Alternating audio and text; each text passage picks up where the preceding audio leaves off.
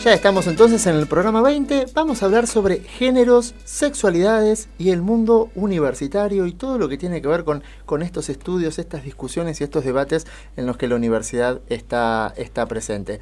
Nadia, ¿cómo vamos a comentar este tema? ¿Cómo vamos a empezar para dar cuenta de cuáles son los debates o en qué consisten estas discusiones en las universidades?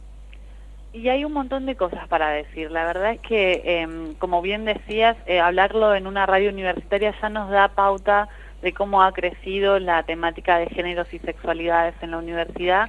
Pensemos que ya hace más de 100 años se egresó la primera mujer de una universidad, mucho tiempo después que los varones, pero bueno, una de ellas, de las primeras, se puede decir que fue Elida Paso, que se recibió de farmacéutica. Las mujeres en una primera instancia estuvieron bien vinculadas a lo que fue las tareas del cuidado, ¿no? Las mujeres que se fueron recibiendo tenían esta inclinación hacia este tipo de, o era lo que se les permitía, o era lo que en alguna manera estaba como asociado al rol de la mujer. Mujeres médicas, mujeres farmacéuticas, mujeres parteras, ¿no? Obstetras. Así que en 1885 más o menos empezaron a egresarse las mujeres. Obviamente el número fue súper escaso al principio porque dependía de un montón de factores. Por supuesto, sabemos que la desigualdad es uno de los motivos por los cuales las mujeres tardan en incluirse en otros ámbitos. Una puede pensar, bueno, no estudiaban porque no querían, y no estudiamos y no nos egresamos porque no nos interesa, o no somos políticas porque no nos interesa. Y en definitiva tiene que ver con un montón de cuestiones que vienen arraigadas, por supuesto, a la división sexual del trabajo, a las tareas de cuidado asociadas fuertemente a la mujer. Y esto hoy en día todavía constituye una problemática bastante relevante en la actualidad, ¿no? Convengamos de que si bien ha crecido el número de mujeres que han podido acceder a la educación superior, todavía hay vastas diferencias con respecto a, por ejemplo, los lugares que ocupan las mujeres en la universidad. Hay un estudio que se ha realizado sobre, por ejemplo, lo que tiene que ver con el CONICET. Sabemos que CONICET es como el órgano con mayor relevancia en lo que tiene que ver con investigación científica en nuestro país, y ahí incluso se plantea una brecha bastante importante con respecto a la participación entre varones y mujeres. Solamente el 25% de la cantidad de investigadoras superiores que hay, de investigadores superiores que hay, es mujer, ¿no? Solamente el 25%, un cuarto, digamos, de los investigadores que se concentran en el CONICET son mujeres. Tal cual, y lo más relevante es que, sin embargo, investigadoras asistentes son el 57%, ¿no? ¿Qué pasa entre las investigadoras asistentes y las investigadoras superiores? ¿De qué manera constituye seguir avanzando en las investigaciones y en nuestra carrera académica una brecha? ¿Dónde se presenta esta brecha? ¿En qué momento de nuestras vidas o en qué momento de nuestra carrera universitaria se genera esta diferencia fundamental, casi un 25% más entre varones y mujeres? Entonces, pensar, por ejemplo, que nuestra querida Dora Barrancos, a quien entrevistamos, es una de las investigadoras principales de CONICET, una investigadora que por supuesto, con su enorme trayectoria, tiene más que otorgado el lugar, pero ¿cuántas de nosotras podremos llegar algún día a ser investigadoras principales de CONICET? Y Dora Barrancos, que es especialista, investiga estos temas de género. De ese 25% de investigadores que son mujeres, ¿no? ¿Tenés ahí el registro de cuáles serían los temas principales que investigan? ¿Sobre qué giran esas investigaciones que hace este cuarto de investigadoras del CONICET? En realidad no está separado, pero sí te puedo decir que, por ejemplo, ha crecido muchísimo la cantidad de mujeres que han sido incluidas en el área de ciencias biológicas y de la salud. en la cantidad total de investigadores supera la cantidad de mujeres a la de varones.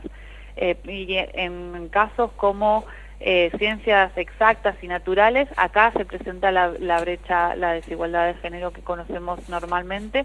Acá los varones superan a la cantidad de mujeres que son investigadoras en CONICET. Y luego, los datos estos son de 2015 aproximadamente, hay una mayor presencia de las mujeres en estos espacios. Pero no solamente es importante pensar en qué sucede en este órgano de suma relevancia para las investigaciones como es el CONICET, sino también qué pasa en nuestras propias universidades. Sabemos que todavía existe una brecha en la cantidad de mujeres que pueden acceder a los rectorados. Afortunadamente nosotros tenemos a nuestra vicerrectora Adriana Urciolo, pero no en todos los casos ni siquiera se plantea un cargo como el del vicerrectorado para las mujeres. La mayoría de las universidades hoy en día, no sé si el 20 o el 30%, solamente el 20 o el 30% están ocupadas por mujeres de la gran cantidad de universidades que hay en nuestro país. Entonces, todavía queda un sesgo de género bastante importante en lo que tiene que ver con las jerarquías en las universidades. Y esto pensándolo desde las personas, ¿no? Estamos hablando de los sujetos, de cómo las desigualdades son propias o se permean o se establecen, mejor dicho, en el cuerpo de las personas que asisten, que trabajan en la universidad. No tengo los datos del personal no docente de las universidades, pero bueno, todavía queda mucho por hacer en ese sentido. ¿Qué otra cosa se puede hacer desde la universidad? Y esto que hacemos nosotros todos los lunes, ¿no? Hablar de géneros, hablar de sexualidades, poner el tema en discusión. Eso es algo que también a partir del 2000 más o menos se viene haciendo con mucha más fuerza y efervescencia en las universidades. Digo, esto no es algo nuevo, es un debate que viene desde el momento en el que las mujeres ingresaron a la universidad, empezaron a plantear los temas que hacían a la desigualdad de género. Por supuesto, uno de los temas que seguimos hablando hasta el día de hoy es la temática del aborto, la temática de los derechos sexuales y reproductivos. Estos temas ya se planteaban en el 1900 cuando, por ejemplo, Cecilia Grierson o Julieta Lanteri, o incluso de quien ya nombramos Alicia Moró de Justo, que son grandes figuras de las universidades, mujeres universitarias como bien reconocidas, ya planteaban estos temas. Entonces, ¿cómo 100 años después todavía seguimos debatiendo esto dentro de las universidades y esto no se establece más allá de las universidades? Hay cosas que sí se lograron, ¿no? Hay temáticas que hoy se siguen discutiendo pero con una mayor profundidad. Por ejemplo, la temática de la paridad en términos políticos. Y sobre eso quería preguntarte, ¿no? Sí, la representación de los docentes, estoy pensando en los gremios, estoy pensando en los sindicatos, ¿no? Recién hablabas de lo que son los porcentajes en el CONICET, lo que son los porcentajes de los cargos jerárquicos en las universidades nacionales. ¿Qué pasa con la representación gremial de estos docentes, investigadores que tienen las universidades? En esos cargos también es predominante la presencia de masculina, la presencia de los hombres. Por supuesto, sí, definitivamente. En ese caso también tenemos que hacernos un replanteamiento de la situación que tenemos nosotras como trabajadoras de la universidad y los varones como trabajadores también en las universidades. ¿Qué espacio tenemos nosotras como trabajadoras del ámbito universitario? Tanto en el ámbito docente como en el no docente, la brecha es la misma que en el cargo de las jerarquías, en el caso de las jerarquías a nivel universitario. Todavía ahí nos debemos una discusión. Yo estuve participando, cuando vieron que hablamos del Encuentro Nacional de Mujeres, estuve participando en la mesa de mujeres y universidad, donde nos planteamos diferentes temáticas y una de ellas fue qué pasa con la representación gremial.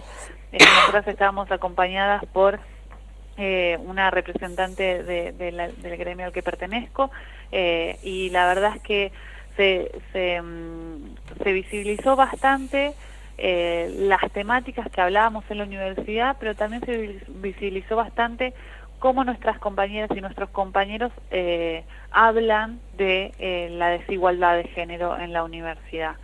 Uno de los temas que me parece como importante hablar, y sabiendo que tenemos una invitada en el piso, es sobre las temáticas que se trabajaron en ese ámbito del Encuentro Nacional de Mujeres, que tiene que ver con el protocolo contra las violencias, los diferentes protocolos que existen en las universidades contra las violencias de género. Este es un tema súper nuevo en el ámbito universitario, cómo nos planteamos ser inclusivos, también considerando que las violencias forman parte de nuestra cotidianeidad en el trabajo, ¿no? Entonces esos serían los desafíos que se están planteando, que se está planteando el mundo universitario en relación con el género y la sexualidad, digamos. Ya tenemos mujeres en la universidad, hay pocas, pero ya hay mujeres en la universidad, no llegan a muchos cargos jerárquicos, llegan a muy pocos cargos que tienen que ver con la representación gremial y la cuestión de la violencia de género, como para resumir más o menos la breve conversación que tuvimos. Exactamente, y déjame decirte que, o déjenme contarles a estimada audiencia, yo hablo por teléfono pero me olvido que estoy con la audiencia también, pero existen más cantidad de mujeres en la universidad que varones, o sea, hay mayor cantidad de egresadas mujeres que de varones. Entonces, ¿por qué, de qué maneras, esa es mi pregunta como central en el programa del día de hoy, ¿por qué siguen existiendo estas desigualdades en términos jerárquicos? ¿Por qué existen todavía brechas salariales entre varones y mujeres con iguales capacidades? ¿De qué manera estamos planteando la desigualdad de género dentro de las universidades y para los profesionales que salen de las universidades, ¿no? Entonces, todas estas temáticas son conversadas actualmente, son conversadas en la red interuniversitaria de géneros, de la cual el programa de géneros y sexualidades de la universidad, nuestra universidad, forma parte. Entonces, hay como una gran movilización en este sentido, ni hablar con lo que sucede, por ejemplo, con los trabajadores y trabajadoras en todos los ámbitos universitarios ante los ajustes de presupuesto, ante las persecuciones políticas e ideológicas dentro de las universidades.